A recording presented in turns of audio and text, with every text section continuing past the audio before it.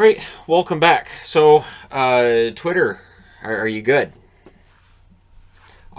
Question and a little legit question because there's a lot of melting down that's been going on, and it's interesting because it came out very shortly, like less than an hour ago, that from Ken Campbell from the Hockey News saying, unbelievably, Zdeno Chara is signing with the Washington Capitals.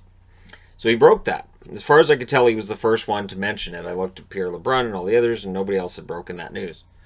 The Bruins, it was confirmed after by Chara that the Bruins have told him they're going with a youth movement on the blue line. Doesn't mean they weren't open to bringing him back, necessarily, I guess. Just maybe it would have been as a number 7. Maybe, okay, well, we're not relying on you going forward. May have been more of a diminished return. But either way, they took their time. They wanted to talk to him. They talked to him, and it didn't work out. Now, after last year's playoffs, after Tampa Bay took out Boston, there were endless comments, it seems, along the lines of Chara's too old, he's too slow, he's not able to do it anymore, he needs to retire. People would point out various plays where, he botched it and this and that. Now, for me personally, as a Bruins fan, I thought if they brought him back for one more year as a third pairing defenseman, fine. But I wasn't overly concerned one way or the other. Now, him going to Washington is amazing because they're going to play Washington 8 times. So I'm going to enjoy watching this just as a hockey fan. He signs 1 year, $795,000. It's never about the money. Not at this stage in your career.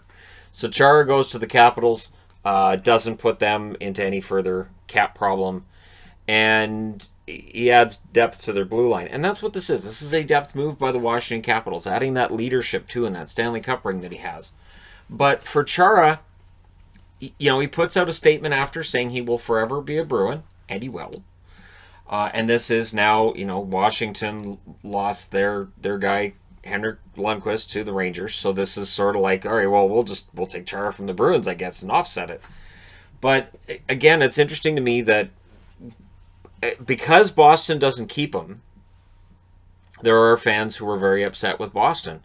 I'm not upset with Don Sweeney. If anything, I'm more upset with the idea that the Boston Bruins are going to keep trying to relive 2011. So I see this as a decent enough move, and I don't think that this means that they're not going to win the Cup. I think there were already enough reasons to look at the Bruins and go, Cup's probably not possible, that I already had various concerns with Boston. So I'll come back to it. I'll come back to that.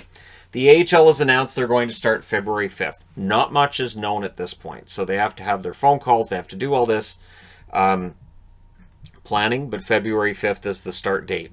Now, the 4 Canadian teams will apparently only play each other. So again, you're not crossing the border. The 4 Canadian... Why aren't all 7 Canadian teams putting their AHL affiliates in Canada? I'm bewildered at the fact that there are Canadian teams that are still like, yeah, we'll leave them in the States for this year. It's weird. Just for the 1 year, just put them in Canada. I mean, I guess there's agreements and stuff in place, but you would think you could just have, just the 1 year. But, yeah. Now, what we don't know is the number of games. We also don't know about teams that may opt out. We've seen at the ECHL level, a lot of teams opted out. So the ECHL is running at about half the teams they normally have. We'll see how many AHL owners say, yeah, we can't make any money with this. This isn't going to work. So, and whether or not some of those owners then get some kind of a boost from the National Hockey League in order to keep their doors open and play out this season. So we'll see. But the AHL, apparently, they're starting up on February 5th. So that's good news if you're a follower of the AHL. Also on the good news side of things in terms of fans at games. If you want to go to games in New York, they have allowed the Buffalo Bills to have, I think it's 6,700 fans in attendance for the Buffalo Bills playoff game that's upcoming.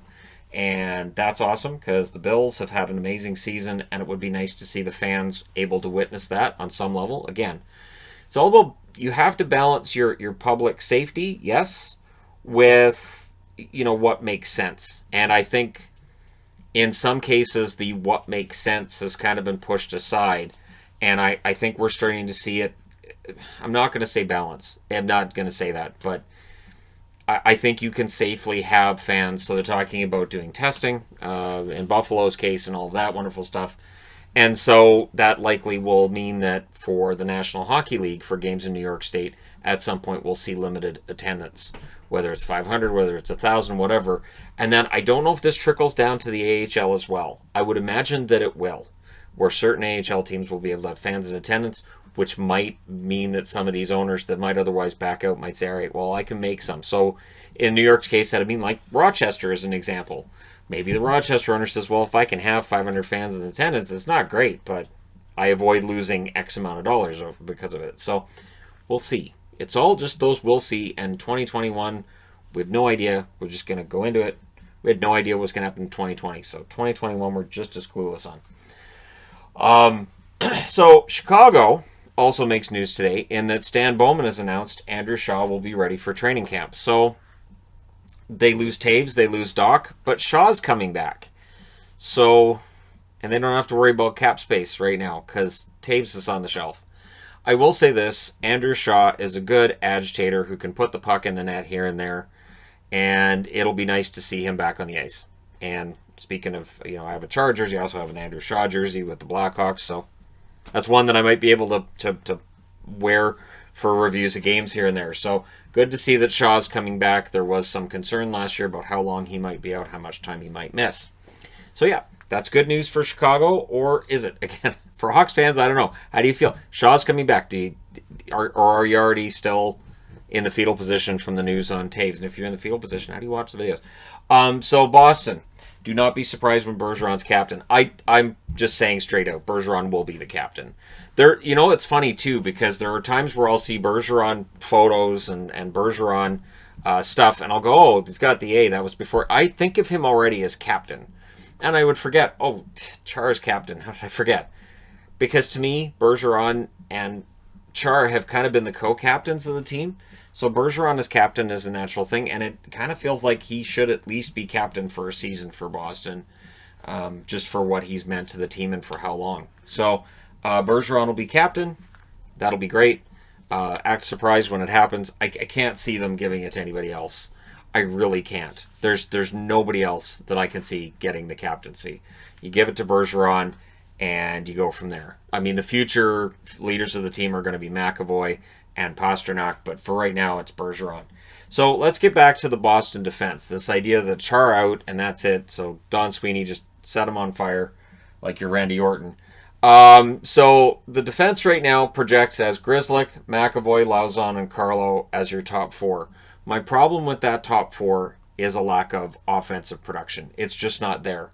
McAvoy offensively is good, but with Krug, you had that elite level offense. Chara wasn't providing that. So Chara, adding him to this group would not have changed that part of the process.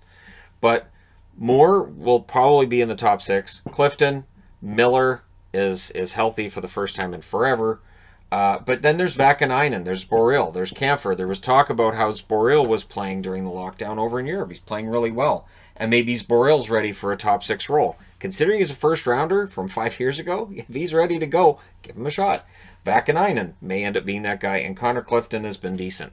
My biggest problem with this blue line is offense. Where are the goals and the points going to come from? Which if they re-sign Chara, I'd be asking the exact same question. And it is an issue for Boston going into this season, and they have Rask and Halak in net, which has been great, but since they're both in their 30s, and we'll see how things go. Boston's a team that I look at, and even if they brought Chara back, I could have seen them missing the playoffs.